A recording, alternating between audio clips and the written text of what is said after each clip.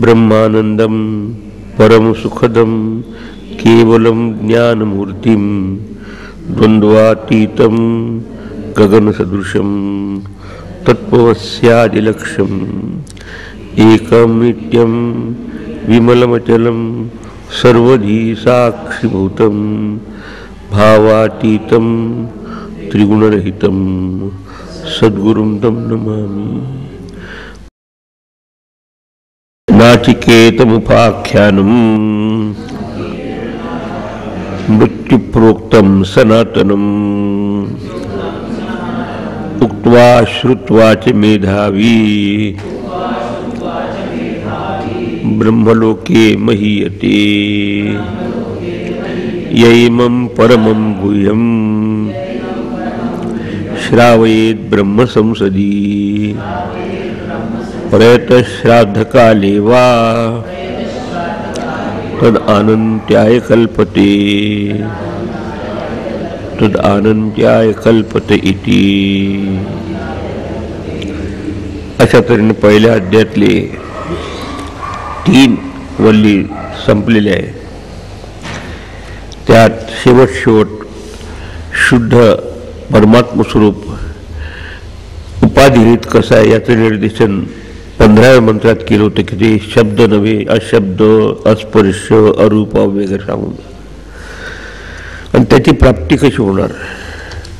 त्याची प्राप्ती करून नाही पण जाणून। निचाय म्हणजे ते आपलं स्वरूप आहे, आत्मस्वरूपेण विदित्वा, ती माझं आत्मस्वरूप आहे असं जाणूनच साधक किंवा जीवात्मा मृत्युमुखात प्रमुच्यते, जन्म मरणाच्या फेऱ्यातून किंवा मृत्यूच्या पाशातून मुक्त होतो। स्वतः मृत्यू यमराज सांगत आहे, नाहीतर तोपर्यंत त्या मृत्यूच्या प्रक्रियेतून जीवाला सुटका नाही हे सांगायचं। आणि म्हणून इथे ह्या मनुष्य जन्मात आल्यानंतर हे आपलं आत्मतत्व जाणून घेतलं पाहिजे हे निर्देशित केलं। आता नुसतं आपण श्रवण करतो किंवा सांगतो देखील, पण त्याचं मनन झालं पाहिजे। त्यासाठी परत प्रक्रिया निर्देशित केली की त्याचं फलश्रुती सांगितली की हे नुसतं वाचून पुस्तकं ठेवून देण्यासाठी नाही, पण त्याचं महिमान जर आपल्या याच्यात अनुभवायचं असेल तर हे जे नचिकेताद्वारा हे प्राप्त केलेलं ज्ञान आहे, यमराजांनी गुरुरूपाने त्याला विषद केलेलं आहे, स्पष्ट केले आहे, ते आपण देखील उक्त्वा म्हणजे दुसऱ्याला सांगितलं। कारण सांगितल्याने हा विषय आपला पक्का होतो। कारण जितकं क्लास घ्यायचा किंवा सांगायचं म्हणजे आपल्याला स्वतः श्रवण केलं पाहिजे, मनन केलं पाहिजे। असा जो करतो त्याला मेधावी काय होतं, त्याला फलश्रुती सांगितली। तसंच एखाद्या स्तोत्रामध्ये शेवट फलश्रुती सांगतात, एककाले पठी नित्यम, द्विकाले पठी नित्यम वगैरे। तसं हे जर आपण चिंतनात आणलं आणि आपल्या दुसऱ्याची शेअर केलं, गीतेत देखील 18व्या अध्यायात सगळं सांगून म्हणजे खऱ्या अर्थाने तो गीतेची सेवा तो करतो की जो त्याचं परत मनन चिंतन करून अशा लोकांना सांगतो की ज्यांना याच्यामध्ये तो तसा सद्भाव ऐकण्याचा, त्याचा अभक्ताला काही द्यायचं नाही। म्हणजे जे काही साधक असतील त्याच्याशी त्याला सांगून जो स्वतः सांगतो तो ब्रह्मेधावी म्हणजे चिंतनशील असलेला विद्वान साधक ब्रह्मलोकात गौरवला जातो। म्हणजे इथे ब्रह्मैव लोकम, ब्रह्मैव लोक हा म्हणजे इथे ब्रह्मस्वरूपाची प्राप्ती हाच लोक आहे। समजा नाही जरी त्याला या ठिकाणी सद्गुरूचा लाभ झाला किंवा होऊन जरी समजा काही अंतःकरणात काही अडथळा राहिला तरी तो परत जन्म मरणाच्या प्रक्रियेत न येता ब्रह्मलोकाला प्राप्त होते। ते ब्रह्मलोक याचा अर्थ शरीर सुटल्यानंतर असा पुण्यात्मा जीवात्मा जेव्हा तो परलोकात जात असतो तेव्हा तो ब्रह्मलोकाला प्राप्त होतो, म्हणजे हिरण्यगर्भ अवस्थेला प्राप्त होतो।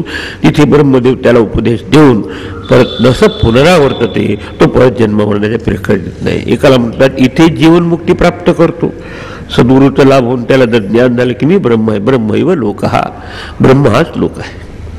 दुसरं ब्रह्मणी लोक हा म्हणजे ब्रह्मणा म्हणजे त्या ब्रह्मदेवाचा लोक, आणि त्याला दुसरी कुठलीही इकडची वासना नसल्यामुळे हा सगळा खेळ वासनेचा आहे। राहायला वासना तर परत देऊन घ्यावा लागतो आपल्याला। आणि म्हणून हे त्याचं महिमा नसल्यामुळं साधकाने नुसतं याच्याकडे नुसतं वाचून ठेवून टाकायचं नाही, पुस्तक पण त्याच्यावर चिंतन करावं, दुसऱ्याला सांगावं देखील। आणि म्हणून कसं आहे, परमम गुह्यम, गुरुजनापासून ऐकल्याशिवाय यातला आंतरिक अर्थ उकलत नाही. जितकी काही गुरुजनांनी आपल्याला सांगितलंय त्याने देखील आपल्या गुरुपासून हे ऐकलंय, श्रवण केलंय. व्यवहारात देखील कोणतेही आपल्याला ज्ञान प्राप्त करायचं असेल तर कोणीतरी गाईड केल्याशिवाय, कोणीतरी मार्गदर्शन दिल्याशिवाय ते ज्ञान आपल्यापर्यंत येऊ शकत नाही. मग हे तर अगदी सूक्ष्म आहे, चव असून आपलं स्वरूप आहे. पण आज आपल्याला त्याची जाणीव आहे. ते जाणीव करून देण्यासाठी त्याच्यातला पहिला भाग आहे श्रावयत, म्हणजे श्रवण करायला लावणं. आपण श्रवण केल्यानंतर दुसऱ्याला श्रवण करायला लावणं.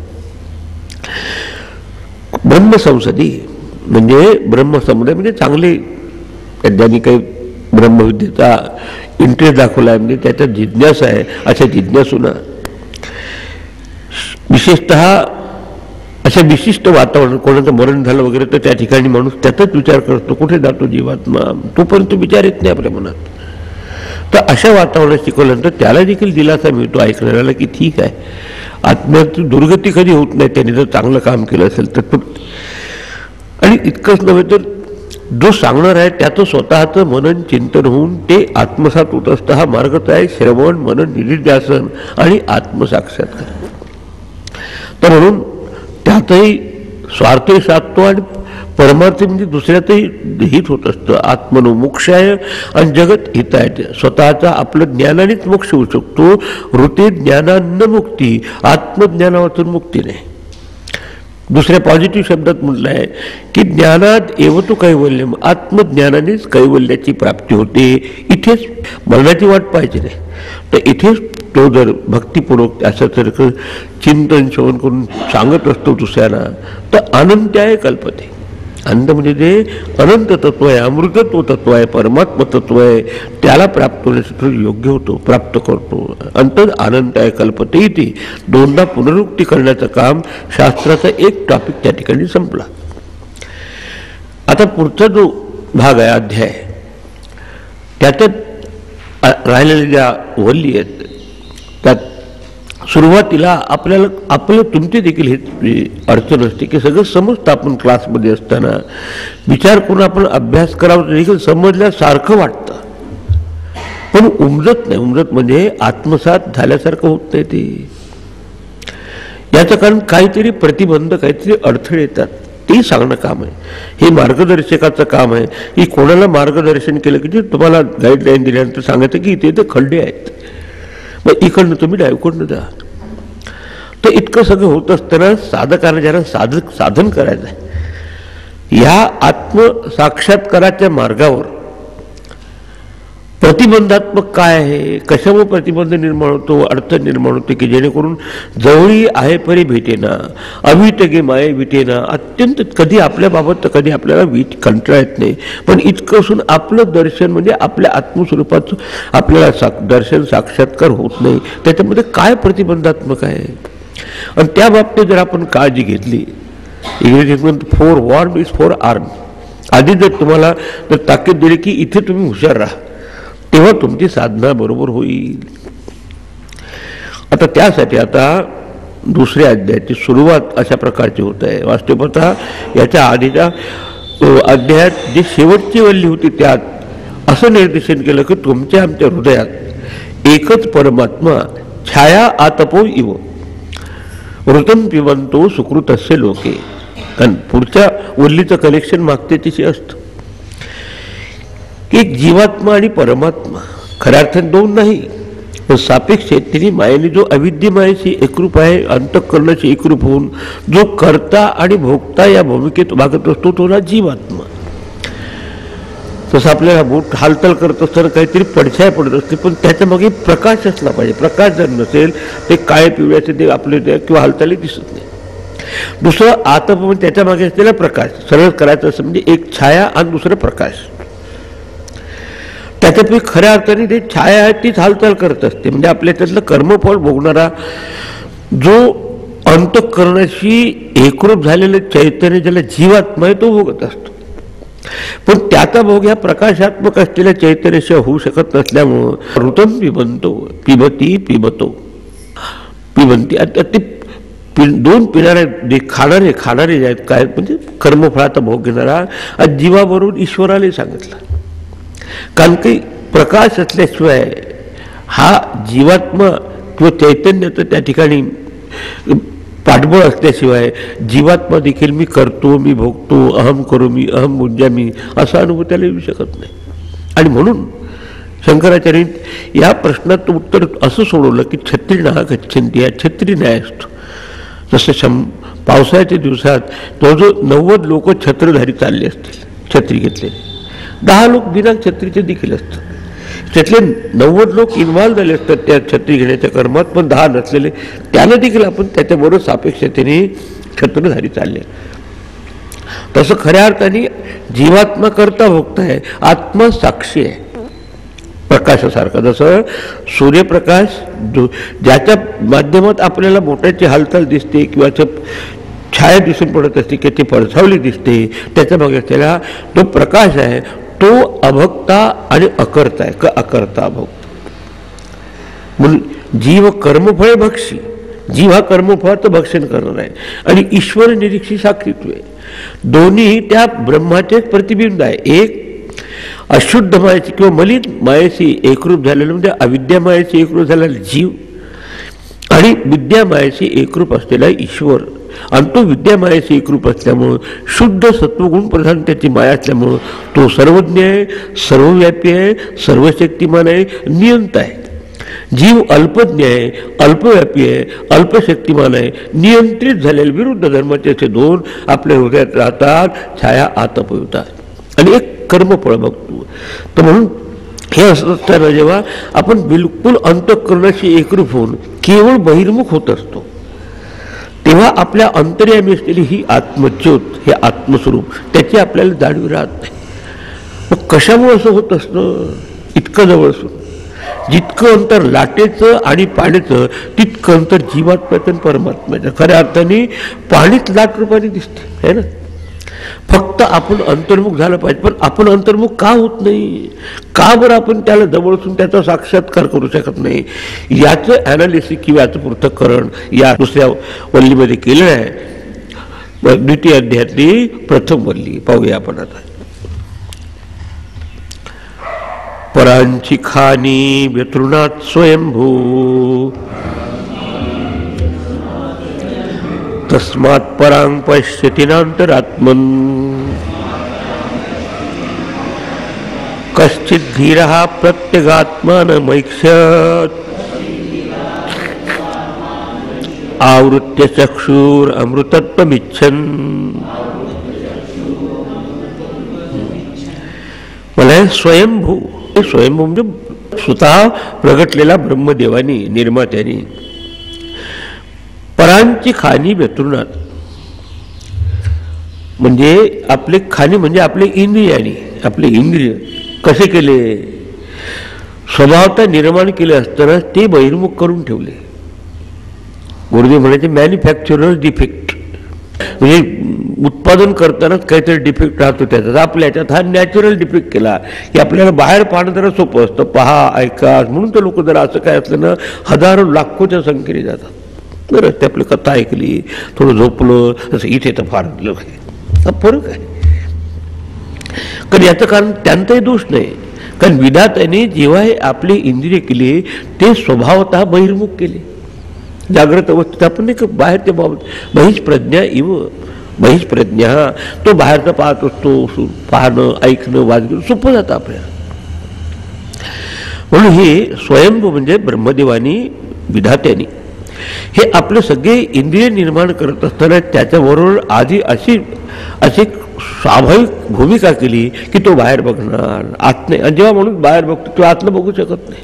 तसं मी जेव्हा समोर पाहत असतो तेव्हा माझे किती जवळ माणूस असला तर मला दिसणार नाही जन्मभर.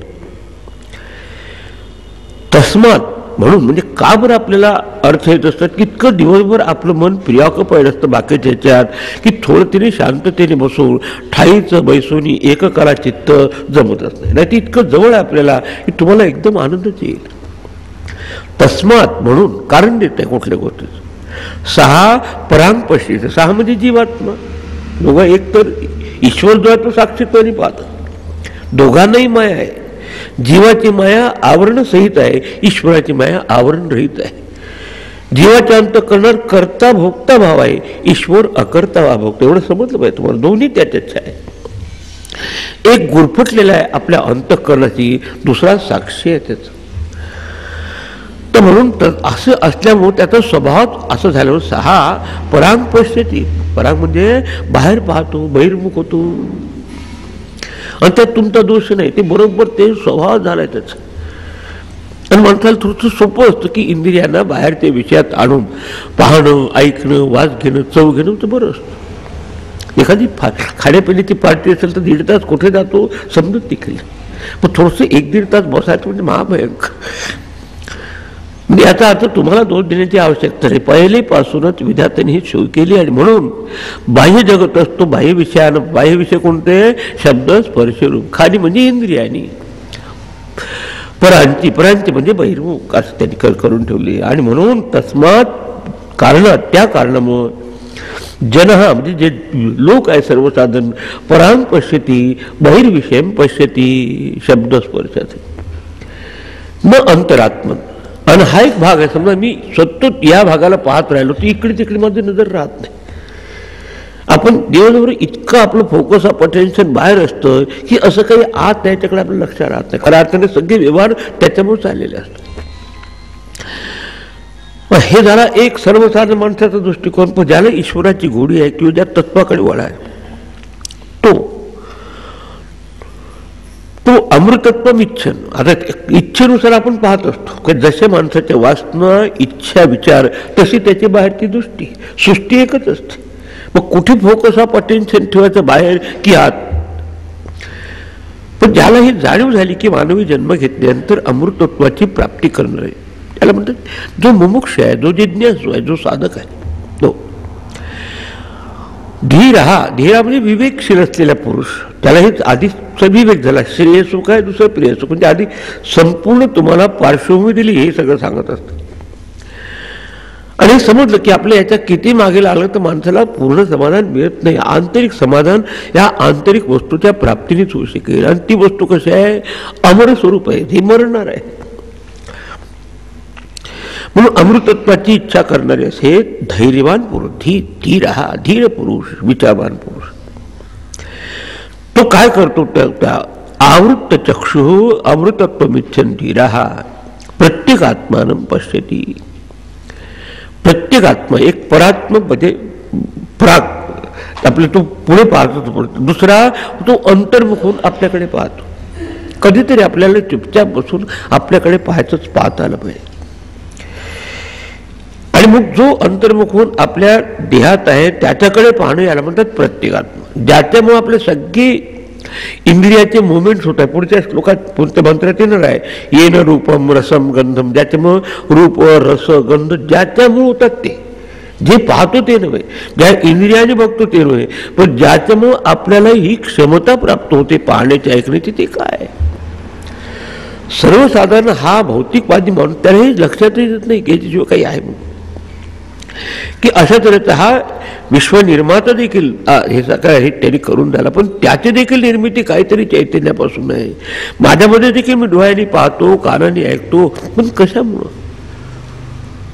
तो विचार करतो. जसं एका केनोपनिषदात विचार आले की केन ईशितम पद्धती परिषितम मनः.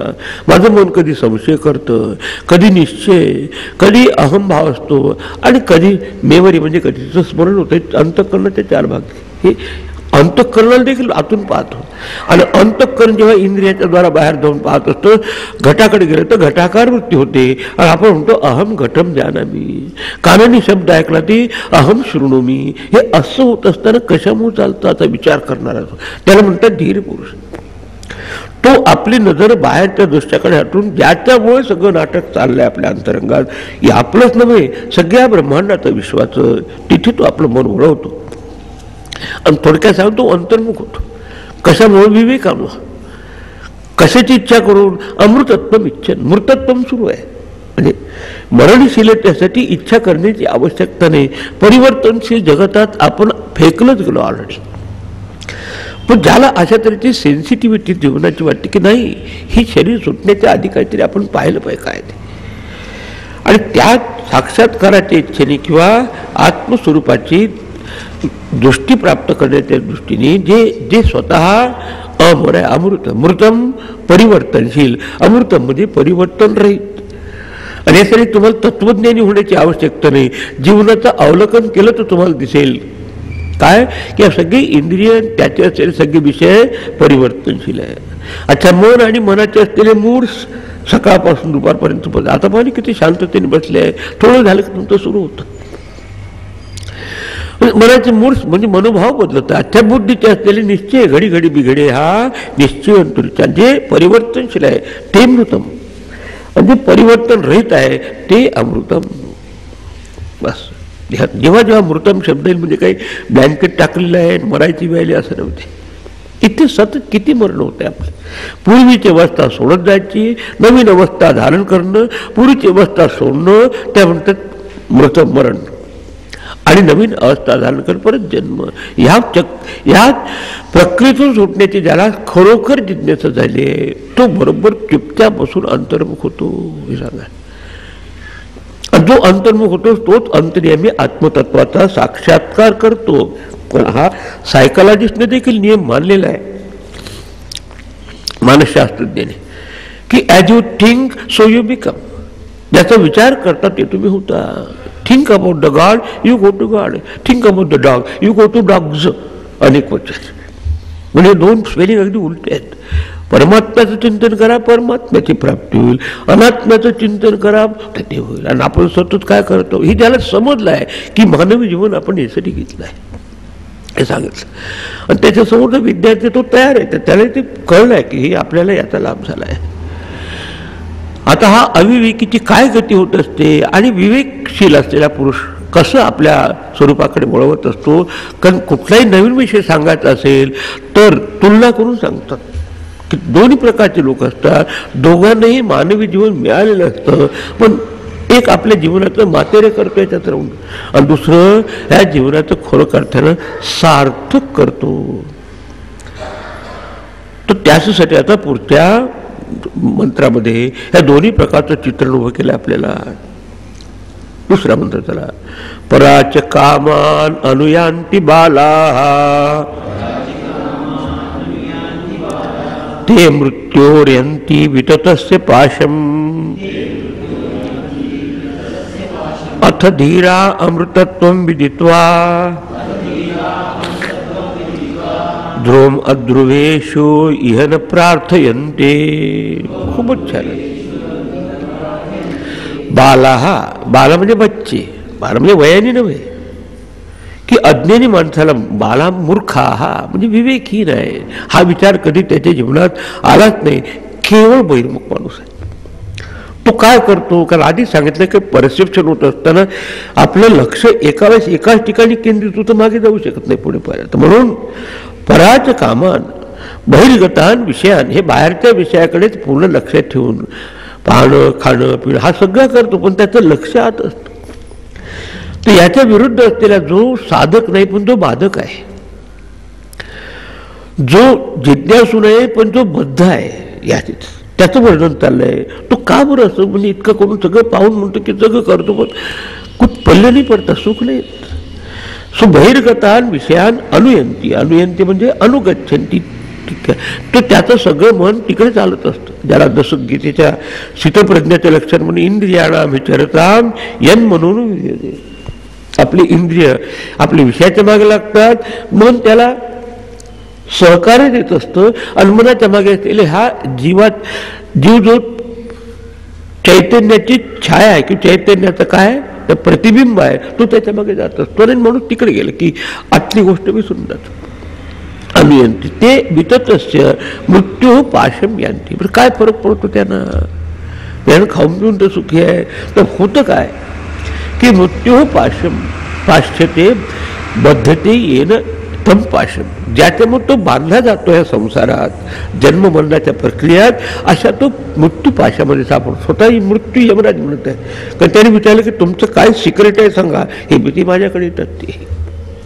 ते शरीर सुटतं पण तेवढ्यावर त्याच्या काही वासना सुटत नाही. परत वासना जर त्याच्या तशा राहिल त्याला परत त्या वासनेनुसार जन्म घ्यावा लागतो. जन्म घ्यावा लागतो म्हणजे मृत्यू यमराजाच्या डिपार्टमेंटमध्ये जातो तो. ते वितत असते म्हणजे सगळ्या ठिकाणी मृत्यूचा पास पडलाय. केव्हा हे झटकन काही सांगता येत नाही. इतकं मृत्यूपाशात पडतात हे ज्याला समजलंय, ज्याने असं जीवनाचं अवलोकन केलंय. आणि म्हणून अथ म्हणजे त्यांनी जवळ त्यांनी हे पाहणी केली आहे, विचार केलाय. धीर हा धीर पुरुष आहे, विचारवान पुरुष आहे.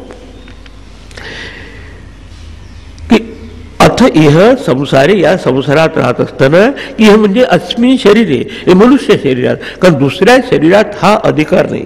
राक्षस, किन्नर, यक्ष, देव, पशु, पक्षी म्हणून हा शब्द वापरला. इह म्हणजे अस्मिन शरीरे, अस्मिन लोके, या देहामध्ये असताना, या इथेच असताना कोणते धीर हा विवेकीना, विवेकशील ते लोक विचार करतात.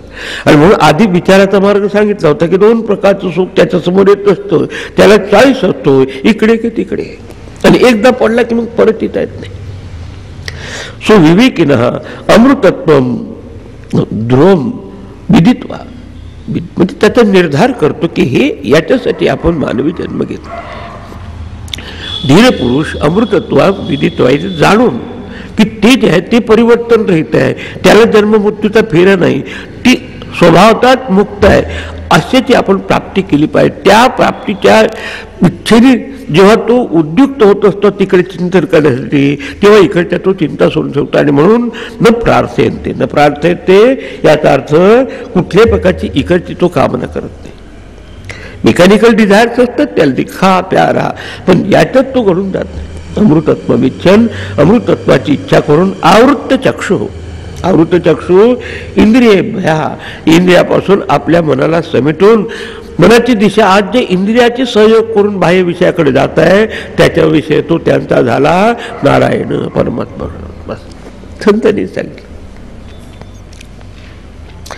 आवृत्त चक्षु प्रत्येगात्मानं ऐक्षत, म्हणजे आपल्या आत्मतत्वाचं तो चिंतन करतो, पाहण्याचा अर्थ तिकडे आपली दृष्टी वळवतो. दोन प्रकारच्या आपल्याच्यात इच्छा बलवान असतात. एक तर इथं दृष्ट विषयाबाबत, नाही तर अदृष्टाबाबत. काही लोक यज्ञयागादी देखील करतात, पण कशाची प्रार्थना करतात, स्वर्गतीम प्रार्थयंती, ते देखील स्वर्गाला जाऊ शकतात, पण त्याला क्षीणे पुण्य भरते लोक मिसंती. त्याला माहिती की कर्मातन कर्मकांडाच्या ह्या लिमिटेशन्स आहे, तिकडे नाही जायचं आपल्याला. दुसरं दुष्ट विशेष, म्हणजे बाहेरचे असलेले शब्द स्पर्श त्याच्याच मागे लागलेला असतो. भोगेशु तृष्णा, त्याच्यात तृष्ण राहत नाही. आणि हा नियम आहे. आणि हे आपल्याच्यात ह्यात हृदयाच्या 3 गाठी सांगितल्या आध्यात्मिक: अविद्या, काम आणि कर्म. कामरस इच्छा जास्त होतात. अविद्यामध्ये ह्या आत्मस्वरूपाबाबतचं विवेक किंवा ज्ञान नसल्यामुळं आपल्याच्यात खऱ्या अर्थाने आत्मतत्व स्वभावतः सत, चित आणि आनंद स्वरूप आहे. पण सत्स्वरूपाचं मी सत्स्वरूपाची जाणीव नसल्यामुळे आपल्याला परिवर्तनशीलतेचा अनुभव येतो. असत म्हणजे परिवर्तनशील. चित म्हणजे ज्ञान आपलं स्वरूप आहे असं न जाणण्यामुळं आपण वाटेल ते जाणण्याची इच्छा करून असताना आपलं मन बहिर्मुख होत असतं इंद्रियाच्या द्वारा. आपला आतच आनंद स्वरूप आहे हे न जाणल्यामुळं आपण आनंदासाठी बाहेर जातो. दरवेळेस म्हणतो happy birthday to you, happy new year. खऱ्या अर्थानं आपला हॅपीनेस इज अवर नेचर. आणि त्या ठिकाणी तिन्ही इच्छा ज्या ते निवृत्त आहेत. कोणत्या? जाणण्याची इच्छा चित स्वरूपात नाही, जगण्याची इच्छा सत्स्वरूपात नाही, आणि आनंदाची सुखाची तर तो स्वतः सुख स्वरूपात. तो कशाला फरक? हे आपलं परिपूर्ण स्वरूप असून स्वतःला न जाणणं हा पहिला स्टार्टिंग पॉइंट आहे आपल्या पतनाचा. Non apprehension of the self, आपल्या स्वरूपाला. याला म्हणतात अविद्या. कशाबाबतची? आपल्या बाबतची. दुसरा पर्याय शब्द आहे स्वस्वरूपाचं अज्ञान. आणि तिथून मग ह्या सगळ्या गोष्टी सुरू होतात. एकतर सत्स्वरूपाची जाणून, जीवितुम इच्छा, दितिविषा, ज्ञातुम इच्छा, जिज्ञासा, आणि सुखाची इच्छा. काम म्हणजे इच्छा दुसरी. आणि मग त्याच्यातून बाकीचे मग संतते संपत सुखत हे कारण चालत. आणि मग सुरू करतो. सगळं झाल्यानंतर मग ह्या मायात पडले माणूस मोठं की कशाला पडलो मी तर काय करतात. आणि त्याच्या मृत्यूवर ह्यांती विततस्य पासा. आता मृत्यू याचा अर्थ परिवर्तनाच्या परिवर्तनशील जगतातच तो आपलं संपूर्ण आयुष्य खर्च करत असतो. आणि हा नियम आहे की परिवर्तनशील वस्तूच्या मागे लागून कधीही शाश्वत अशा तऱ्हेचं सुख किंवा आनंद मिळू शकत नाही. आणि त्याचा पाश, मृत्यूचा पाश तर वितत म्हणजे व्यापक आहे, जिकडे तिकडे कुठे. इथून आपण अमेरिकेत कुठे गेलं तर लागलेलं आहे, कुठे असं काही नाही की जागा बदलली तर काय, सतत कुठे. आणि असं त्याला समजलं आहे की हे ध्रुवम अध्रुवेशू न ध्रुवम म्हणजे शाश्वत आहे, जे स्थिर आहे. आपले संध्याकाळचे तो विषय. अध्रुव म्हणजे जे परिवर्तनशील आहे, जे परिवर्तनशीलामध्ये अपरिवर्तनशील आहे. That which is changeless in the midst of all the changes. जे बदलत होत आहे शारीरिक, मानसिक, बौद्धिक, पण त्याच्यामध्ये जे बदलत नाही ते आत्मतत्व, त्याच्या प्राप्तीसाठी मी जन्म घेतला आहे असं म्हणून इहन प्रार्थयन्ते. म्हणजे अविद्या, त्याच्यानंतर मग कामना निर्माण होते. ह्या तीन. आणि अविद्या आणि कामना दोन झाल्या की स्वाभाविकपणे माणूस त्या कामनाच्या पूर्तीसाठी हे कर ते कर ते कर. कर्म दोन प्रकारचं, प्रवृत्तीरूप किंवा निवृत्तीरूप. आपल्याला सुख मिळेल तिथे आपण प्रवृत्त होतो, दुःख होईल तो निघून जात असतो, आपण प्रयत्न करतो, आणि हे चाललं होतं. पण जो अमृतत्वाची इच्छा करतो तो अशरीरम, शरीर मागे सांगितलंय, शरीरामध्ये शरीर रहित आहे. अनवस्थेष्वस्थ हे येऊन गेलं, पण हा विषय वारंवार रिपीट केला असता का दोघीचे शब्द आपण. अनवस्थेश म्हणजे परिवर्तनशीलामध्ये अपरिवर्तनशील आहे. जसं लाटा बदलत आहे पण पाणी परिवर्तन येत आहे. सोन्याची अंगठी, भांगडी, अलंकार बदलत आहे, पण सोनं हे निर्विकार असं समजून तो सोन्याचं दर्शन करण्यासाठी उद्युक्त होतो. जीवन आपलं सोन्यासारखं करतो. आता हे कसं सगळ्या ठिकाणी डोळे उघडे असताना, पाहत असताना देखील दृष्टी तो का बरं अंतर्मुख करतो. आणि तो जे विचारलं होतं की काय होतं जीवात्म्याचं शरीर सुटल्यानंतर, आता डायरेक्टली कारण त्याला विचारलं होते महाराज, यत्त पश्यते तद्वद, जे तुम्ही गुरुच्या कृपेने अनुभवता ते मला सांगा. बस आता ते सांगत आहे पुढच्या ह्याच्यात. ते आत्मतत्व कसं सगळ्याला जाणणार आहे, त्याला कोणी जाणू शकत नाही. वास्तवता अशा प्रकारचा श्लोक आधीच्या ह्याच्यात मंत्र येऊन गेला, अशब्दम स्पर्शम रूप वगैरे वगैरे तुम्ही ऐकून गेला. तर त्याच्यामुळे सगळं चाललंय आपलं परसेप्शन, पाहणं, ऐकणं, वाज घेणं. तर ते सांगत आहे तो. येन रूपम रसम गंधम शब्दान स्पर्शांश्च मैथुनान एतेनैव विजानाति किमत्र परिशिष्यते एतद्वैत. तू जे विचारलं ते हे आहे सांगतात. काय आहे ते की येन रूपम रसम गंधम. हे कसं आहे, 5 ज्ञानेंद्रियाच्या द्वारा अनुभवलेले 5 विषय, पण ज्याच्या प्रॉक्झिमिटीमध्ये म्हणजे ज्याच्या अस्तित्वाने आपल्याला ह्या सगळ्या येतात. येन रूप म्हणजे ते नव्हे, पण ज्याच्यामुळे तुम्ही रूप पाहता ते. रसम म्हणजे आपल्या जिभेने आपल्याला रसनेचा आपण अनुभव घेत असतो. गंधम नाकाने आपण घ्राणन क्रिया करतो. शब्दान स्पर्शात कानाने शब्द ऐकतो. त्वचेने स्पर्शज्ञान घेत असतो. आणि शिवाय मैथुनांमध्ये आपल्याला द्विविध असा अनुभव येत असतो विषयाच्या संपर्कात येऊन. म्हणजे नुसतं मैथून म्हणजे केवळ विषयाची बात नव्हे, सगळ्या प्रकारचे ड्युएल अनुभव. मी पाहणारं हे पाहिलेलं, मी ऐकणारं हे ऐकलेलं, हे सगळे जितके द्वंद्व. त्यात देखील अनुकूल असेल तर सुख, प्रतिकूल असेल तर दुःख, ज्याच्यामुळे दिसतात ते. हा महत्वाचा मुद्दा आहे. आपलं लक्ष कुठे असतं, जे दिसतं ते जास्तीत जास्त ज्या इंद्रियामुळे दिसतं ते. पण ज्याच्यामुळे इंद्रिय, अंतःकरण सर्व काही कार्य करू शकतो त्याच्याकडे आपल्याकडे लक्षच राहत नाही. एतेन एव विजानाति. एतेन म्हणजे ह्या आत्मतत्वाने ते होत आहे असं विशेषेण जानाति, आत्मस्वरूपेने जाणं. इथे जाणणं म्हणजे ऑब्जेक्टिव्ह नाही बाहेरचं. हा फरक आहे बाहेरच्या भौतिक विज्ञानामध्ये आणि ह्या आध्यात्मिक विज्ञानामध्ये. भौतिक विज्ञानात जे भौतिक विज्ञान जाणणार आहे तो सायन्स जाणणारा सायंटिस्ट होतो, पण तो सायन्स होत नाही. झुऑलॉजी जाणणारा झुऑलॉजिस्ट होतो, पण तो झुऑलॉजी. तसा हा आत्मविद आत्मैव भवति असं जाणणं. एतेन एव ह्या आत्मतत्वामुळे तो जाणतो. आणि असं जर असेल तर किमत परिशिष्यते, त्याला मग काय जाणण्यासारखं राहतं. तू ते विचारलं होतं एतद हे वैतत बा जो सारखं सांगायचं की ते हे आहे ना. आत्ता उकळून सांगत आहे जवळ. थोडं पेशन्स पाहिजे या वेदांताच्या क्लासमध्ये. खूपच जवळच्या गोष्टी आपल्या किंमत परिशिष्यते. कारण काय की त्याच्यात आणखी काही जाणण्यासारखं, कारण ते ज्ञानस्वरूपत्वात, ते ज्ञानस्वरूप असल्यामुळे ज्ञानाचा विषय नव्हे. आणि तो स्वतः ज्ञानस्वरूप झाल्यानंतर त्याला जिज्ञासा देखील त्याची संपली असते. सत्स्वरूप झाल्यामुळे त्याला आता जगण्याची इच्छा देखील ते संपली. काय जेव्हा मग जन्ममरण होते त्याच्याप्रमाणे हे शरीराचा इंद्रियाचे सगळे, किंवा आता मला आनंद मिळाला स्वतः तो आनंद स्वरूप होतो. त्याच्यामुळं हे असं झालं तर जीवनाचा प्राप्तव्य झालं तर त्याला काय राहिलं प्राप्त करण्यासाठी, ते संपलं. याला म्हणतात कृतकृत्यस्य भारत.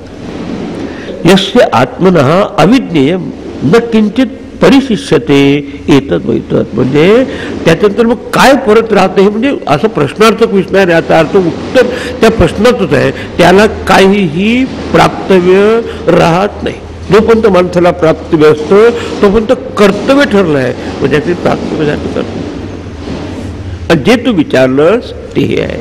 आणि याला समजून घ्यायचं असेल तर केनोपनिषद मग हे कधी ऐकला किंवा त्याच्यात सर्वसाधारण तो विद्यार्थी म्हणतो की माझे डोळे पाहतात, कान ऐकतात, वाचेने मी शब्द उच्चार करतो, मनाने मी आपले विचार करत असतो. पण माझा हा प्रश्न आहे कशामुळे चालतं. मोठे मोठे डॉक्टर लोक देखील असा प्रश्न विचारतात. त्या अमृतसरला गेलो, एका डॉक्टरने येऊन याचं प्रवचनाला वगैरे येणार नाही पण असं टाइमपास करायला येतात असं. आणि ते श्रद्धावान असतं. ओळख करून दिली Swamiji, I was the dean of the faculty in medical college वगैरे वगैरे असं झालेली गोष्ट सांगतो. पण त्याला देखील कशी जिज्ञासा असते हे याच्याशिवाय जाऊ शकत नाही. तो मला मी जानता हूँ इंग्रजीत बोलवतो. ते मला माहीत आहे म्हणाले की लिव्हर काय, हार्ट काय, पॅनक्रिया काय, किडनी काय, फुफ्फुस काय, सगळं. म्हणजे कशामुळे चालतं त्याचं उत्तर काय, येणं म्हणजे त्याचं समजलं. त्या संतांनी सरळ शब्दात चाले हे शरीर कोणाची सत्य, तुमच्यामुळं. जी सत्ता आहे, जे सत्स्वरूप आहे, जे चित्त आहे, जे चित्स्वरूप आहे, जे आनंद आहे त्याच्यामुळे चालतं. हे तिकडे नजर मिळवणं म्हणजे अंतर्मुख होणं आहे. आणि म्हणून तो आपले करतात. म्हणून तेच केलं परिषद के नेशितम पतती परिषितम मनः, मे मनः माझं मन विषय पती गच्छती. त्याचे विषय कोणते म्हणजे अंतःकरणाचे 4 उर्मी, मन, बुद्धी, चित्त, अहंकार. कधी संकल्प विकल्प करतं, कधी निश्चय करत असतं, कधी स्मरण करत असतं, आणि कधी अहमभावाची जाणीव असते. पण केन प्रश्न केलं म्हणजे मारायचं नाही. कशामुळं. चक्षु श्रोत्रम कौ देव युनक्ती. ते म्हणजे हे चक्षु म्हणजे डोळे, श्रोत्रम 2 घेतले, उपलक्षणे सगळे घ्यायचे. सगळे 5 ज्ञानेंद्रिय कशा होऊ शकतात. केन शिताम वाचम इमाम वदंती, इमाम वाचम केन ईशिताम वदंती. की वाचन मी शब्द विचारतो, तुम्हाला प्रश्न विचारतो, तुम्ही मला शिकवता, कशामुळे होतं हे. आपण दोघांचे 2 रोल्स करतो. श्रोता म्हणून मी, वक्ता म्हणून मी. दोघांचे शब्द येतात, प्रश्न विचारतात, उत्तर देतात. पण कशामुळे चालतं. आपलंच न येऊन त्या गाढवाचा देखील ओरडणं देखील तो जिवंत आहे म्हणून. मेलेलं गाढव काही ओरडत नाही. कशामुळे चालतंय. असंच म्हणे की बल्ब जर आपल्याला लाईट देतो तर केनं कशामुळं. 1,00,000 वॅट पॉवरचा जरी बल्ब असेल पण मायनस इलेक्ट्रिसिटी, नथिंग, संपलं. एवढं समजलं पाहिजे. आणि ते आधी समजायचं, नंतर नाही भाड्याने लावून. असं ज्याला समजलं आहे तो अविद्येच्या ऐवजी विद्या अविस्मृत म्हणणे म्हणून म्हटलं की नचिकेता तो विद्येचा अधिकारी आहे. असा जो तो इकडे करतो, तो काही करून घेतो ते करतो. आता तो विषय जरा वेगवेगळ्या पद्धतीने सांगत. पुढे चला. प्रश्न स्वप्नांतम जागरितांतम च उभौ येनानुपश्यति महांतम विभमात्मानं मत्वा धीरो न शोचती. यमराजाला सायकोलॉजी माहित आहे, मानसशास्त्र. इतकं सगळं केल्यानंतर कोणी साधं म्हणजे याने काय मिळणार आहे मला, चुपचाप बसा, बाहेरनं आवृत्त चक्षु अमृतत्व मिच्छे काढ आणि बसलो समजा, डोळे बोलू नको, ध्यान, काय मिळणार आहे मला. बाहेर काम केलं कर्मत माणूस ऍक्टिव्ह राहतो, चुपचाप बस, समजत नाही असं. Is it not a waste of time अशी व्हरायटी. नको म्हटलं तरी माणसाच्या मनात विचारतो की काय याने मिळणार आहे ध्यान करून, की हे ना ज्याच्यामुळे सगळं शब्द स्पर्श रूप रसगंध येते नाही मी जाणाती, आणि ते जर जाणलं तरच काही परिशिष्ट राहत नाही, बाकी राहत नाही, आणि त्याच्यात परिपूर्णता आहे. हे सांगून तर झालं तरी पण आपल्या मनामध्ये शंका येत असते की काय मिळणार याच्यातून मला. तर त्याचं सांगत आहे की तेच आता अनुभव, हे बघा, सूक्ष्म अनुभव देणारी आपली स्वतःची अनुभूती म्हणजे स्वप्न आहे, आणि स्थूल विषयाचा अनुभव घेणारी आपली अवस्था आहे जागृत अवस्था. हेच सांगितलं, स्वप्नांतम जागृतम जगृतांतम चे उभे येन अनुपस्थित. हा येन शब्द फार मोठा, केन कशामुळं, येन, बस आपण येन केन प्रकारेण, हिंदी मराठी आपलं लक्ष कुठे, जे पाहतो त्याच्याकडे लक्ष, ज्या इंद्रियाच्या द्वारा बघतो त्याचं लक्ष आहे, मनाचं सगळं. पण ज्याच्यामुळे मनाचं इंद्रियाचं नाटक चाललंय ते ना डायरेक्टर इनस आपल्याच, तो मागेच तो पाहत बरोबर. तर कोण खातो, धीर, हा धीर पुरुष म्हणजे विवेकशील पुरुष. स्वप्नांतम म्हणजे ज्याच्यामुळे स्वप्नातले सगळे जे सूक्ष्म अनुभव येत असतात, कारण स्वप्न आपल्याला सूक्ष्म शरीराची तादात्म्य होऊन आपल्याला आतला अनुभव येत असतो, भावना आणि विचाराशी एकरूप होऊन मनाने काही कल्पित आपण जग निर्माण करतो. स्वप्नात असेपर्यंत ते आपल्याला 100% खरं वाटतं. ते तसंच जागृतांतम, तसंच स्थूल विषय आपण अनुभवतो ते आपल्या 5 ज्ञानेंद्रियाची उपलब्धी करून दोघांच्या मागे अंतःकरण काम करत असतो. स्वप्नामध्ये केवळ अंतःकरणाचं कार्य असतं, पण इंद्रियाची उपलब्धी नसताना, आणि जागृत अवस्थेत इंद्रियाची उपलब्धी राहून आपण स्थूल शरीराचा भोग घेतो, पण दोन्हीमध्ये अंतःकरणाचा खेळ चाललेला असतो. आता तुम्ही जागृत अवस्थेत आहे, तुम्ही डोळ्यांनी पाहता ऐकत आहे, पण मन तुमचं कार्य करत आहे ना, आणि मन कार्य करतं तुमच्या वासनामध्ये, कारण शरीर त्या ठिकाणी सप्लाय करत आहे विचारांचा, हे सुरू आहे. पण असं करत असताना बही विषया इव प्रज्ञा, बहीच प्रज्ञ असतो आपण जागृत, की ते ज्याच्यामुळे पाहत आहे. तसं दुसरं त्याच कॉन्शियसनेस, त्याच चैतन्यामुळं आपल्याला आंतरिक मनक कल्पित असलेले जग, स्वप्ने सजीवा हा सुखदुःख भोगता, आपल्या अनुकूलता प्रतिकूलतेमुळे सुखदुःखाचा भोगता घेणार. पण कशामुळं हा प्रश्न आहे. म्हणजे आंतरिक जगत भावनांचं आणि विचारांचं जेव्हा अनुभवतो, त्यासाठी मग स्वप्न पाहिलं जा. काही लोक दिवा देखील दिवा स्वप्न म्हणतात, पाहतो बसल्यामध्ये काय कल्पना, मग लक्ष नसतं. जागृत अवस्थेचा आणि स्वप्नावस्थेचा शेवट ज्याच्यामुळे पाहतो, आणि त्याच्यामुळे तच्च म्हणत असताना सुषुप्ती अवस्था म्हणजे ज्या ठिकाणी विचारांचा अभावाची अवस्था कोणती आहे, निद्रा. भावात्मक अवस्था आहे जागृत अवस्था विचारांची, भावात्मक अवस्था आहे स्वप्न अवस्था, कारण मनाचं स्पंदन असतं या ठिकाणी. आता जसं तुम्हाला जागृत अवस्थेत तसं स्वप्नावस्थेत तसंच दिसतं तुम्हाला. फक्त हे जे स्थूल विषय, हे झाड आहे, हे बाकीच्या भिंत आहेत, तसं नाही दिसत. पण जणू की आपण बंगल्यात बसलो आहे, झाडाच्या सावलीत सगळं दिसतं. म्हणजे दोघांमध्ये कॉमन शब्द कोणता आहे, अनुभव, की मनाचं स्पंदन आहे. Projection of mind is common. मनाचं निश्चय म्हणत असताना निद्रेमध्ये ह्या विचारांचा अभाव होत असतो, मग त्याच्यावर सगळा प्रपंच तात्पुरता आपल्याला मिटला असतो. तत्र पिता अपिता भवती, माता अमाता भवती. जो माता पिता मुलं बाळ काही संबंध राहत नाही, कारण मन कल्पिता संबंध आहे. तर च म्हणत असताना तोही शब्द घ्यायचा, शब्द ज्याच्यामुळं जे स्वप्न जागर सुषुप्तम अवैती नित्यम तद ब्रह्म निष्कलमहम. आता आपण म्हणतो ना की हे ज्याच्यामुळे जाणतो, असा जाणणारा महानतम विभुम आत्मान, त्या महान सर्वव्यापी परमात्म तत्वाला जाणल्यानंतर, विभुम, विभुम म्हणजे व्यापक तत्व आहे. तर सगळ्याची प्रत्येकाची तुम्ही जागृत अवस्थेत हे बघत असाल, मी इकडे पाहणार, तुम्ही तिकडे पाहणार, मग सगळ्यामध्ये असलेलं जो कॉन्शियसनेस चैतन्य आहे ते एकच असतं.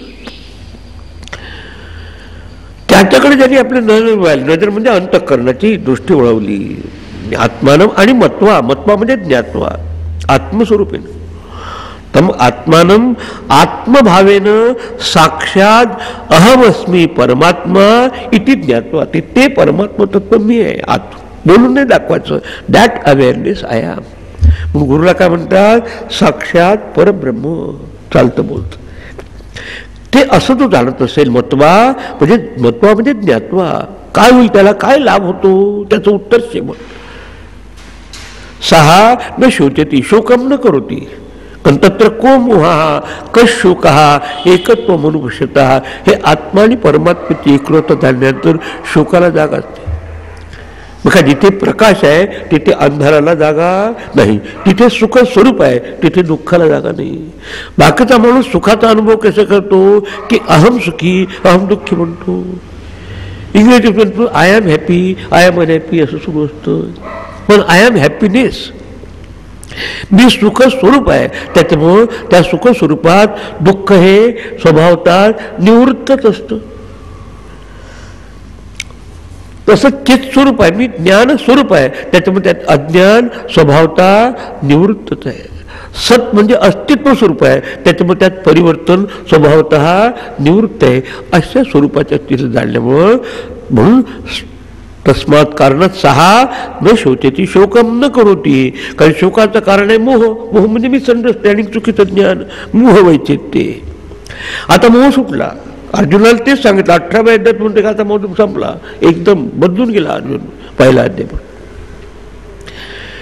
मोह म्हणजे चुकीच्या ज्ञानामुळे आपल्याला मग नको त्या ठिकाणी आसक्ती, रागद्वेष, अहमभाव, ममभाव सुरू होत असतो.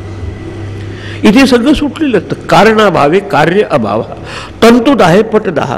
कारण संपलं की कार्य संपलं असतं. आणि ह्या मोहाचं कारण कोणतं आहे जर पाहिलं तर आपल्या स्वस्वरूपाचं अज्ञान. ज्याचं स्वस्वरूपाचं अज्ञान या जाणीवीत होत असतं त्याला जागृत स्वप्नावस्था अनुभवायला मिळतो. म्हणजे अंतःकरणाचा खेळ हा स्वप्न आहे. बाहेरचा इंद्रियाचे एकरूप होऊन बाहेरचा अंतःकरणाचा खेळ हे जागृत आहे. अंतःकरणाचं कार्य तात्पुरतं बंद झालं तो अभावाची भाव आहे. ते 15 विद्या सांगितलंय. सर्वस्य चाहम हृदि सन्निविष्टः मत्तः स्मृती ज्ञानम अपोहनम. स्मृती म्हणजे स्मरणात्मक आपला अनुभव आहे स्वप्नावस्था.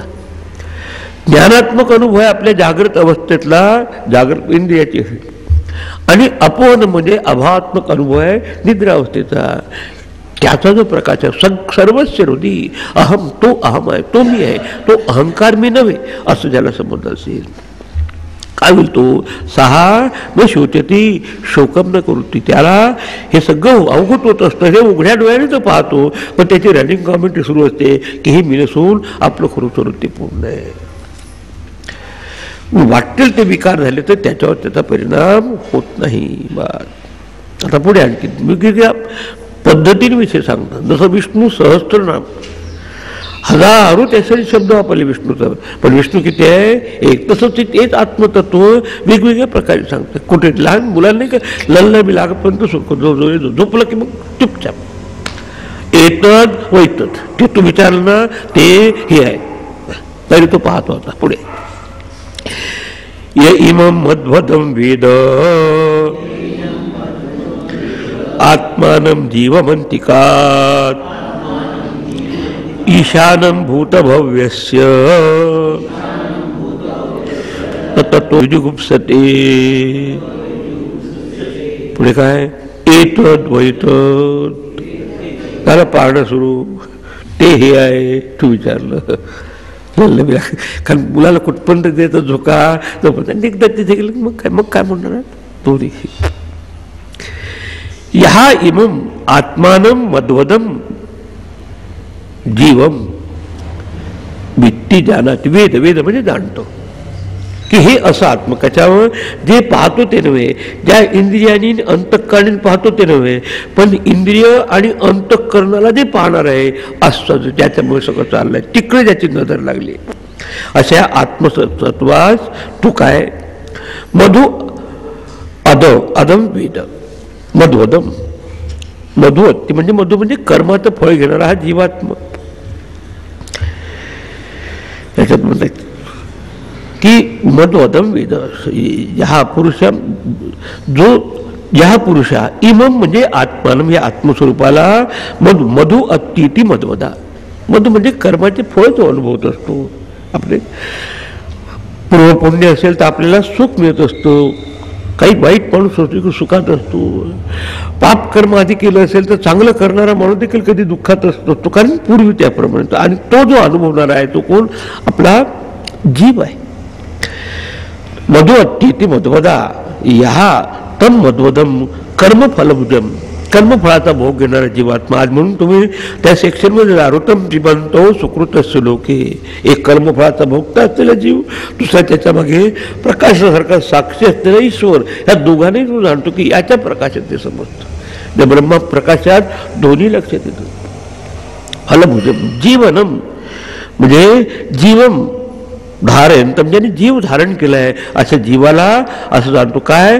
आत्मानम अंतिकात, अंतिकात म्हणजे समीप, आपल्या आत्मस्वरूपाला अत्यंत जवळ की तो मी आहे.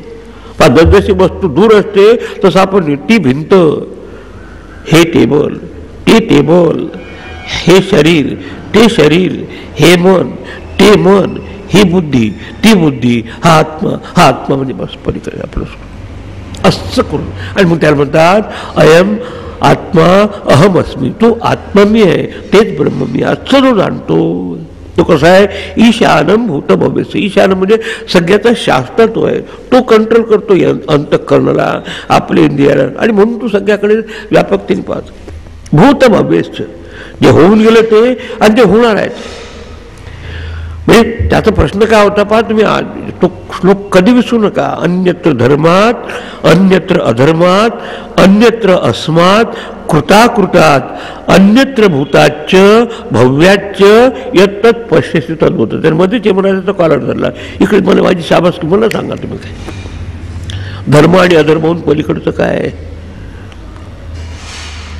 कृत आणि अकृत म्हणजे कार्य आणि कारणाच्या पलीकडे. आणि त्याच्यात एक शब्द होता भूतकाळ आणि भविष्यकाळ. तर हे सांगत आहे, उत्तर देते ईशानम भूतभूत. ईशा म्हणजे सगळ्याचा ईश्वर आहे, सगळ्याचा नियंता आहे. भूतकाळात झालेल्या घटनांना देखील तो प्रकाशित करत होता. वर्तमान काळात होणारे देखील त्याला प्रकाशित करत आहे. आणि उद्या सापेक्ष स्थितीने म्हणायचं उद्या भविष्य काळ असेल त्यालाही प्रकाशित. तसं येणाऱ्या ढगांना आकाश सुरुवात होत असताना देखील त्याच्या मागे आकाश अधिष्ठान रूपाने, साक्षी रूपाने, आता मध्ये आले ढग तरी साक्षी रूपाने, घोसरले तरी. दोन ढग असतात आपल्याच्या जागृत स्वप्नावस्थेत विचाराचं प्रगटीकरण आहे आणि निद्रावस्थेत विचारांचा अभाव आहे. दोन भाव आणि अभाव दोघांना जाणणार आहे.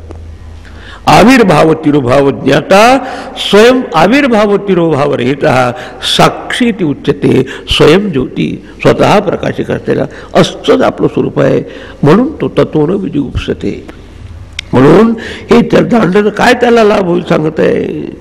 असं ईशान म्हणजे नियंतारम, तो सगळ्याचा नियंता तो नारायण आहे, तो आत्मतत्व आहे तो. आणि तो सगळ्याला, माझ्या मनाला, माझ्या बाळाला सगळ्याला कंट्रोल करणार आहे. वेद जानाती सहा ततः तत् विज्ञानानंतरम, ते आपलं स्वरूप आहे. असं कसं समजून की अयम अहम अस्मी, आत्मा अहम अस्मी असं जाणून.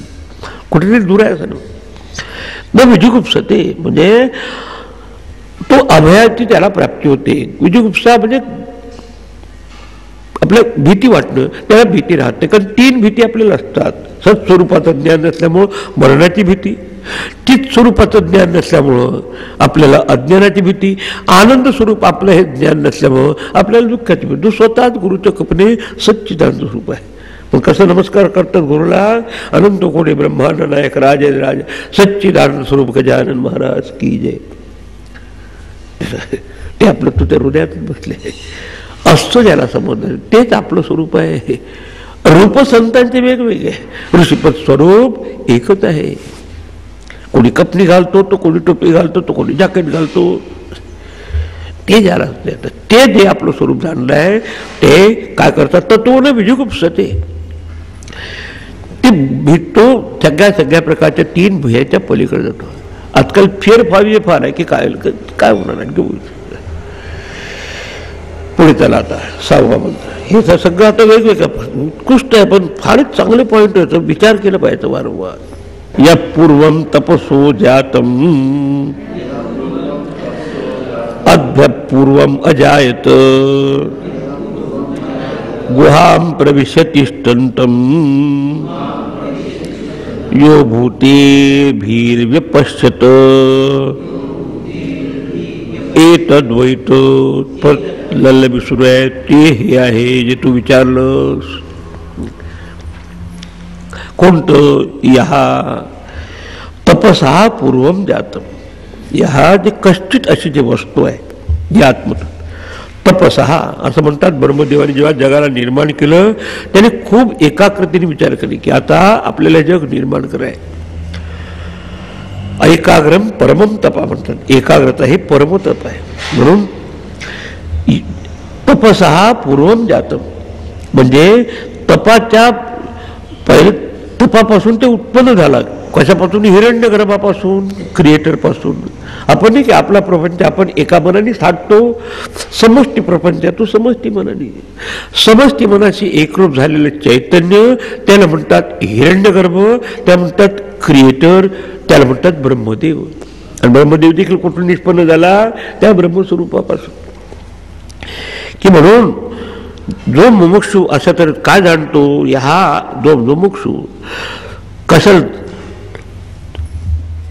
सांगतो तो पूर्वम तपसो जातम म्हणजे तपश्चर्या करून निर्माण करण्याच्या आधीपासून जो उद्भवला त्या ब्रह्माचं देखील उगमस्थान ते आपला. अद्भ्या पूर्वम अजायत. अद्भ्या म्हणजे पाणी. कारण पाण्यात आपलं आपण ऐकतो ना कधी कधी की आपो नारायण प्रोक्ता, त्याचे पाण्यावर नारायण बसले होते, त्यात नाभिकमळातून ब्रह्मदेवाले पुराणाच्या गोष्टी सांगतात. पण हे तत्व आणि मग त्याच्यापासून सगळी सृष्टी निर्माण झाली.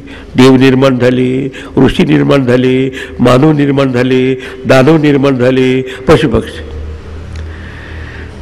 पण ते कोणत्या मनाने झालं असेल? व्यष्टी मनाने नाही, समष्टी मनाने. म्हणून अभ्यपूर्वम अजायत जलादी भूत महाभूताच्या आधी उत्पन्न झाला. ते झाल्यानंतर मग पुढची प्रक्रिया काय? पहिल्यांदा संकल्प झाला एकोहम बहुश्याम. आता मी अनेक व्हावं, अनेकत्व निर्माण करावं. कारण अजून काही लोकांच्या वासना प्रलय काळात आहे, त्यांचं शरीर त्यांना दिलं पाहिजे. तसं समष्टी मन जेव्हा हे प्राजक्त करत असतं तेव्हा हिरण्यगर्भापासून निर्मित होण्याची अवस्था निर्माण झालं तर काय होत असतं?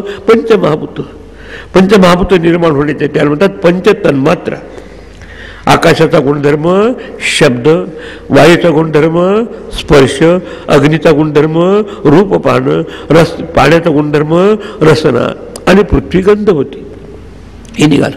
असं त्याला म्हटलं की अव्यक्त, अव्यक्तात महत, महतो अहंकारात पंचतन्मात्राणी. आता जो साधक आहे तो त्याचं उगमस्थान पाहतो की हे निर्माण होण्याच्या आधी देवादी शरीराने उत्पाद्य, देवादी शरीर उत्पन्न करून ज्या ब्रह्मदेवापासून निर्माण झाला त्या प्रथम तपापासून जो निर्माण झाला ब्रह्मदेव, आणि ब्रह्मदेव ज्याच्यापासून निर्माण झाला ते कसं आहे? अद्भ्या पूर्वम अजायत. अद्भ्य म्हणजे पाण्याच्या आधी. पाणी म्हणत असताना पंचमहाभूताच्या आधी निर्माण झालं तत्व. नेहमी जेव्हा जेव्हा तुम्हाला प्रश्न होतो तर त्याच्या उगमस्थानाकडे जा. तुम्हाला दिसेल तो प्रश्नच नाही तिथे. तम प्रथमजम तो प्रथम निर्माण झालेला तो ब्रह्मदेव आहे. ज्याच्यामुळे तो ब्रह्मदेव आणि मग ब्रह्म क्रिएटर आणि क्रिएचर्स निर्माता आणि निर्मित सगळी वस्तू ज्याच्यामुळे झाली ते गुहाम प्रविश्य तिष्ठन्तम. तेच माझ्या हृदयात आहे. ते हृदयाच्या बुद्धिगोमध्ये स्थित असलेलं आत्मतत्व या भूते भी व्यपश्यत. आणि महाभूतासह तो पाहत असतो. म्हणजे पंचमहाभूताचा खेळ, त्याच्या मागे असलेला निर्माता असलेलं समष्टी मन हिरण्यगर्भाचं, आणि त्याला प्रकाशित करणार ते चैतन्य आहे ते माझ्या हृदयात आहे. जे ब्रह्मदेवाच्या समष्टी मनाला प्रकाशित करणारं चैतन्य आहे त्याच्या व्यष्टी म्हणजे एका मनाच्या प्रकाशित असं जे चैतन्य स्वरूप आहे तो मी आहे. असा कुठे आहे? गुहाम प्रविश्य तिष्ठन्तम. गुहा म्हणजे बुद्धो गुहायाम सद असद विलक्षणम. विलक्षण म्हणजे बुद्धिरूपी गुहेमध्ये सद म्हणजे व्यक्त, असद म्हणजे अव्यक्त. व्यक्ताचे अनुभव जागृत स्वप्नच आहे, अव्यक्ताचे अनुभव निद्रेचे आहे. ते प्रकाशित करणार आहे ते आपलं आत्मतिष्ठन्तम जो भूतेर भी व्यपश्यत. व्यपश्यत म्हणजे त्या सगळ्यांना तो पाहतो म्हणजे जाणतो. इथे देखील शब्दाला आहे यहा पश्यती सहा पश्यती. समम सर्वेषु भूतेषु तिष्ठन्तं परमेश्वरम विनश्यस्व विनश्यन्तं य पश्यती स पश्य. यहा पश्यती, पश्यती म्हणजे यहा जानाती आत्मस्वरूपेण. असं ऑब्जेक्टिव्ह नाही जाणत की ते आत्मस्वरूप मी आहे, की जे ब्रह्मदेवाच्या समष्टी मनापासून जलादी निर्माण करणारं ते आहे. तेच आपल्या अंतःकरणात एका मनाने सगळा प्रपंच रचना करणार आहे. जे ब्रह्मदेवाच्या समष्टी मनाच्या मागे अधिष्ठान रूप चैतन्य आहे तेच माझ्या एका मनाच्या मागे अधिष्ठान रूप चैतन्य आहे. अधिष्ठान दोन आहे की एक आहे? एकच आहे. तो मी आहे. आणि तो जाणत असताना मग काय करतो? भूते व्यपश्यत. आपल्या त्या प्राणीमात्रांच्या आधी असलेले हे तत्व आहे तो मी आहे असं जो तो सोहम भावने जाणतो. ते ब्रह्म मी आहे असं जाणतो. तेच तू विचारलं एतद. एतत म्हणजे हे, वैतत ते हे, ते हे आहे. एतत वैतत. तो ऐकत उपनिषदाचं मुख्य प्रयोजन सृष्टीचं वर्णन करणं नसून ज्याच्यापासून सृष्टी निर्माण केली तिकडे आपलं लक्ष वेधत आहे. आपण की जेव्हा जेव्हा निर्मित असेल तेव्हा निर्माण करणारा असतो. निर्माण करणारा देखील एका अशा पॉईंटपासून होतो की ज्याची काही निर्मिती होत नाही. मग त्याला म्हणतात अजो नित्य शाश्वतो यम पुराणा. मग अज असून ते जन्माला येतं. एक असून अनेक दिसतं. अकर्ता अभोक्ता असून कर्ता भोक्ता दिसतं. हा सगळा कशाचा खेळ आहे? मायेचा खेळ. आणि निर्मिती कशी होते? शंकराचार्य हे विवर्तवाद मानतात, परिणामवाद मानत नाही किंवा आरंभवाद मानत नाही. मातीपासून जेव्हा घडा निर्माण करत असतो तेव्हा कुंभाराला माती घ्यावं लागते, मटेरियल काढत असतो. दुसरं घडा निर्माण करायचं आपली बुद्धिमत्ता वापरणारा कुंभार असतो. ह्या निर्मितीमध्ये दोन कारण वेगळे असतात. कोणते? मटेरियल कॉज आणि एफिशियंट कॉज. उपादान कारण म्हणजे वापरलेली मटेरियल माती आणि वापरणारा बुद्धिमान असलेला कुलाल किंवा कुंभार. पण ह्या ईश्वरापासून जेव्हा सृष्टी मिळते कशातून? मायेनी. कारण का बरं? अजय असून जन्माला दिसतं. अकर्ता अभोक्ता असून कर्ता भोक्ता दिसतो. एक असून अनेकत्वाचं दिसतं. का? अजमपि जनी योगम प्रापत ऐश्वर्य योगात. ह्या मायेमुळे आपल्याला दिसतं. माया शब्द घातला त्यांनी. आता मायेने जर हा परमात्मा जर जगाला निर्माण कर, परमात्मा ब्रह्म प्लस माया इज इक्वल टू ईश्वर. त्याच्यापासून त्याच्यापासून समष्टी म्हणून होत असतो तेव्हा म्हणतात तो हिरण्यगर्भ म्हणजे क्रिएटर, निर्माता. आणि तो जेव्हा नामरूपाने नसतो ते आपल्याला विराट पुरुष दिसतो. तो प्रश्न आहे की कशामुळे होत असतो? म्हणून त्याच्यामुळे ब्रह्मदेवाला देखील निर्माण करण्याची शक्ती प्राप्त होते. ते चैतन्य जे त्याच्या बुद्धीचं प्रकाशक आहे तेच आपल्या बुद्धीचं प्रकाशक आहे. म्हणून सहा अहम असं सोहम भावने तो जाणतो. बस तो या ठिकाणी जाणून जे तो विचारलं त्याचं साक्षात्कार तो येतच वैतत. ते कुठे दूर नव्हे. गुहा म्हणजे हृदयारूपी आकाशामध्ये बसलेलं आहे. आपण देवाला दर्शन व्यवहारात बाहेर घेत असतो.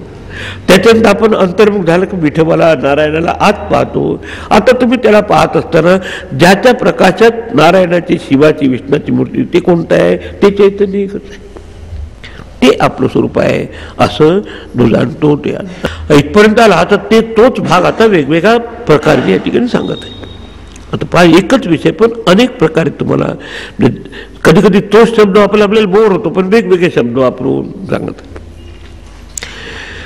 आता हे झालं त्याचं पुल्लिंग स्वरूप. आता कधी कधी अच्छा शक्ती रूपाने देखील तो आहे ते आता पुढे सांगत आहे. या प्राणेन संभवती अदितीर देवतामयी गुहां प्रविश्य तिष्ठन्तीं या भूते भीर्व्यजायत एतद्वैत. आता जरा शब्द बदलले. आता शक्ती रूपाने सांगत. म्हणून आपली त्यात उपासना आपण देवाची करतो तशीच देवीची करतो.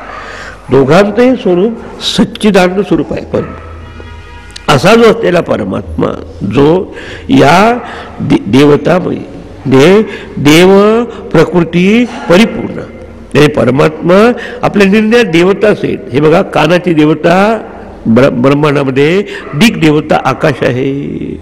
डोळ्याने आपण पाहतो तर त्याची देवता ब्रह्मांडात सूर्य आहे. आपल्याला अश्विनी कुमार किंवा गंधवती पृथ्वी आहे. पंचमहाभूताशी कनेक्ट करू शकता तुम्ही. आकाश ही आपल्या शब्दाची देवता, वायू त्याच्या मग आपल्याला स्पर्शाची रूप पाहण्याचा अग्नी रूपाने तो सूर्य म्हणतात त्याची देवता. त्यानंतर रसना त्याची देवता आहे पाणी. पाण्यामुळे आपल्याला रसनेचा अनुभव होतो. आणि गंधवती पृथ्वी. तर हे जे देवता महिमेच्या सगळ्या ह्या त्याला काय म्हणतात तन्मात्रा सहित असलेली जी शक्ती आहे अदिती, ती प्राण्यानं संभवती. म्हणून आपल्या याच्यात कधी दैत्य ज्याच्यापासून त्याला दिती म्हणतात आपल्या पुराणात. आणि जे देव निर्माण त्याला म्हणतात अदिती. की देव प्रकृती परिपूर्ण म्हणजे शुद्ध सत्वगुण प्रकृती युक्त असलेली अदिती सच्चिदानंद रूपिणी महाशक्ती आत्मस्वरूप. हे भाष्यकाराने एका ठिकाणी छान म्हणून प्राणीने सह म्हणजे ईश्वरेण सह. तिथून मग परमात्मा प्लस माय इज इक्वल टू ईश्वर. तुम्हाला समजलं ना. परमात्मा अधिक अविद्या इज इक्वल टू जीव. आता परत जायचं तर काय करायचं, जीव वजा अविद्या इज इक्वल टू शिव परमात्मा. जीव वजा माया इज इक्वल टू शुद्ध ब्रह्म. शुद्ध ब्रह्म प्लस हे. म्हणून आता ते वेगळ्या भूमिकेतून सांगत आहे की या जी देव प्रकृती परिपूर्ण आहे, जी अदिती आहे, जी सच्चिदानंद रूपिणी महाशक्ती आहे. म्हणून आपल्याला महाशक्ती रूपाने आपण प्रार्थना करतो. प्राणीनं सह म्हणजे प्राणी म्हणजे आपल्या याच्यात जो हिरण्यगर्भ आहे किंवा जो प्राणात्मा आहे सूत्रात्मा आहे त्याच्यासह ईश्वरेणीसह संभवती या भूते भी म्हणजे भूते समन्विता सगळ्या याच्यासह त्या शक्तीसह असते. कारण काही गोष्ट विद्यमान असल्याशिवाय बाहेर तशी प्रगट होऊ शकत नाही. म्हणून आता हे सर्व देवता स्वरूपासह प्राणासह म्हणजे हिरण्यगर्भ. हिरण्यगर्भाचा अर्थ तुम्हाला सांगितलं चैतन्य समष्टी मनाशी एकरूप होण्याची अवस्था, तो म्हणजे आपल्या याच्यातला ब्रह्मदेव म्हणतात. त्याच्यासह त्याच्या शक्तीचे प्रकट होते. कुठे असते गुहाम प्रविष्टम हा शब्द कॉमन आहे मागे देखील. कुठे आपल्या हृदयरूपी गुहेत. आपण गुहा शब्द कसं म्हणतो हार्ट. त्यात प्रेम आहे, दया आहे, मुदिता आहे, करुणा आहे अशा ठिकाणी तिष्ठन्ति. तसं सगळ्याच्याच हृदयात आहे. पण त्याला त्याची प्रतीती होती ज्याचं अंतःकरण शुद्ध आणि निर्मळ आहे. अशा निर्मळाच्या गुहेमध्ये प्रवेश करून राहते ही शक्ती. या भूते भी विचार या जी शक्ती ती देखील कशी आहे पंचमहाभूतापासून म्हणजे पंचमहाभूताची निर्मिती त्याच्यामुळे झाली. परमात्मा अधिक हीच महाशक्ती म्हणजे माया आणि त्याच्यापासून मग आता पंचतन्मात्रा आणि म्हणजे पाच जी तन्मात्रा आहे ती आणि त्याच्यापासून निर्माण झालं पंचमहाभूत जगत ज्याच्यापासून निर्माण झालं एतद वैतद जे निर्माण झालं ते नव्हे. म्हणून भूते भी सर्वे सगळे प्राणीमात्रासह निर्माण झाले. त्यात सगळेच आले ब्रह्मांडाचे अंडज झारज स्वेदज उद्भिज त्याच्या जशा वासना तसं त्याला शरीर प्राप्त होतं. प्रविष्ट म्हणजे तिष्ठन्त वर्तमान व्यपश्यत विशेषेण अदर्शत अशा तऱ्हेनं आपला अनुभव घेत असतोस. सर्व देवतांचं सृजन करणारी ही जननी आहे या माया. आणि माया त्या परमात्म्याच्या शक्तीसहित आहे. ते परमात्मा चैतन्य आपलं स्वरूप आहे असं ते असं हे आहे. ते तू विचारलं येतत बोलतत ते तू जाणून घे आपलं स्वरूप आहे. सांग पुढे अरण्योर निहितो जात वेदा गर्भैव सुभृतो गर्भिणीभिः दिवे दिवे इद्यो जाग्रतवद्भिः हविष्वद्भिः मनुष्येभिः अग्निः एतद्वैतद. ऋषीला खूप पॅकिंग करायचं असेल तर मीटर देखील इकडे तिकडे गेले असतं. आतापर्यंत आपण वाचू तरी शकतो. आपण नाही का कुठे मार्जिन बिर्जिनमध्ये लिहून टाकतो. नाही तर काही जमत होतं कुठे लिहून टाकतो आणखी स्पष्टीकरण.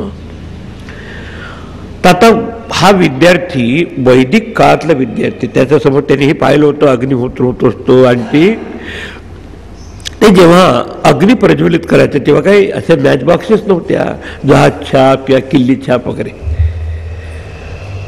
तर लाकडातून अग्नी प्रज्वलित करतो. तसं आपण आपल्याकडे पाहिलं तर आपल्यामध्ये हे चैतन्य असं वाटत देखील नाही बाहेर पाहिलं तर ते रूपक आपल्या ठिकाणून. आणि पूर्वी जे अग्निहोत्र करायचं तर त्या 2 लाकडाच्या घर्षणातून ठेणगी करून ती अग्नी करून त्याच्यानंतर चालवत. तर त्याला म्हणतात अरणी असं. आता ते सांगण्याचे अर्थ सांगत आहे की गर्भिणी भी सुभृत हायव. गर्भिणी स्त्री असते ना, गर्भवती स्त्री, ती कशी काळजी घेते आपल्या गर्भाच्या बिफोर डिलिव्हरी आणि नंतर. तसंच साधक देखील असं बिलकुल काळजीपूर्वक हे आपल्या चैतन्याचं आपले ते दृष्ट्या जे बहिर्मुखच्या जे अंतयामी करून चांगल्या प्रकारे जसं ती त्याची सेवा करते गर्भाची, तसंच हे कशाच्या गर्भाशयात, त्या बाहेरच्या रूपकात लाकडाच्या गर्भाशयात काय अग्नी असतो, तसं जीव आणि परमात्म्याच्या चिंतनातून जीव ब्रह्मैक्याची दृष्टी प्राप्त झाली पाहिजे. आणि म्हणून इथे म्हणत आहे की जे गर्भिणी आपल्या उदरामध्ये आपल्या गर्भाशयात असलेल्या गर्भाला सुरक्षित ठेवून त्याची जोपासना करण्याची काळजी घेते, त्याचप्रमाणे 2 लाकडाच्या तुकड्यामध्ये ठेवलेला हा जातवेद. जातवेद म्हणजे अग्नी, सगळ्याला जाणणार आहे. पण अग्नीला ज्ञानाची उपमा देतो. ज्ञानाग्नी दगदग सर्व कर्माणी भस्मसात होते. हे अग्नी प्रज्वलित करायचं असताना असं वाटत आहे देखील की आपल्यामध्ये हे असं चैतन्य असेल, पण वारंवार चिंतन करावं. ते प्रज्वलित करतो साधक. कशी काळजी घेऊन? एखाद्या गर्भवती स्त्री जशी आपल्या गर्भाशयात मुलाची काळजी घेते आणि खूप दिवसांनी व्हायचं असेल तर फार काळजी घेतात त्याची, नाही. प्रमाद शून्य हवीर द्रव्याने युक्त अशा ऋत्विजाकडून नित्य, कारण त्याच्या बरोबर त्याची प्रक्रिया देखील आहे. दोघं जण ओढत असतात, ते सगळं प्रक्रिया तसं ते ध्यानाची प्रक्रिया करून समजला तर त्यातून प्रमाद शून्य पुरुषाकडून, म्हणजे कोण करेल असं तरचं चिंतन ज्याच्यात प्रमाद नाही, ज्याची जाणीव योग्य आहे, अंतःकरण शुद्ध आहे तो. किंवा दिवे दिवे दिवे दिवे दिवस राहतं, जेव्हा जेव्हा वेळ मिळेल आपलं मन तिकडे लावतो. इड्या दररोज पूजनीय असलेल्या वंदनीय असलेल्या ह्या आत्मतत्वाचं चिंतन करून जागृतोत भी अविस्मत भी. आणि म्हणून जागृत अवस्थेत म्हणजे हे एक प्रकारचं जागृत अवस्थेत देखील हा यज्ञकर्म सुरू आहे. डोळे पाहत असतात, तसं आपण यज्ञामध्ये काय कुंड असतं त्यात आहुती दिली असते, तसं हे बाहेरचे विषय त्याच्या संपर्कात येऊन आपल्या ते ज्ञान प्रज्वलित होत असतं, पाहण्याचं, ऐकण्याचं, वाचण्याचं सतत. म्हणून तर संतांनी इव्हन जेवणाला देखील उदर भरणं नो हे जाडी यज्ञकर्म. कारण विद्यार्थ्याला माहिती आहे की यज्ञकर्म करायचं म्हणजे अग्नी प्रज्वलित केलं पाहिजे. अग्नी प्रज्वलित करायचं असेल तर 2 लाकडांचं घर्षण करून ते करत होते गाडून, त्याची देखील काळजी घ्यायची सगळ्या प्रकारचे. तसंच साधक हा विचार. आणि ते कसं आहे, दिवे दिवे प्रतिदिनम इत्य, जे प्रमाद शून्य आहे आणि जे पूजनीय वंदनीय आपल्यामध्ये असलेलं ते जे स्तुतीपात्र आहे असं समजून त्याचं तो ध्यान करतो. ध्यान करून जे आपल्या स्वरूपाची ज्याला दृष्टी प्राप्त होते ते तू विचारलं ते तत्व आहे.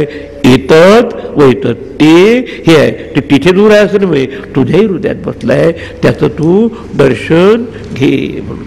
नाही तर तू क्या ढूंढे बंधे मुळे मैं तू तेरे पास हूं, कुठे तू शोधतो मला. आपही ढूंढे आपही ढूंढावे, आपही ढूंढनहार, आपही अमृत, आपही अमृत घट, आपही पिबनहार. तर हा आप शब्द महत्वाचा. आप तुम्ही ढूंढणारे तुम्हीच आहे, ज्याला ढूंढत आहेत ते देखील तुमचं स्वरूप आहे. आपही ढूंढनहार, सापडणारे देखील. 10वीची गोष्ट लक्षात ठेवा, ज्याचा शोध घेत होता तो 10वा तो स्वतः तोच होता. कुठे हरवला, कशामुळे झालं, किंवा आपल्या 10व्याला मोजलं नाही म्हणून मोज तो स्वतःला. कोणीतरी गुह्य सांगणारा पाहिजे की तम दशमसे सांगितलं, त्याची नजर मागे झाली, हो आत्ता लक्षात आलं, झालं ना. आपही ढूंढे, ढूंढणारा आपही ढूंढावे, तू ढूंढायला लावत असतो आम्हाला. आपही ढूंढनहार, आणि ढूंढून जे सापडलं ते आपलं स्वरूप आहे. आपही अमृत, तूच अमृत स्वरूप आहे. आपही अमृत घट, हे अंतःकरणाचं शुद्ध. आणि आपही पिवनहार त्याचा साक्षात्कार करणारही तूच आहे. आणि म्हणून गुपचूप असं कर, सांगत बसायचं नाही. येतात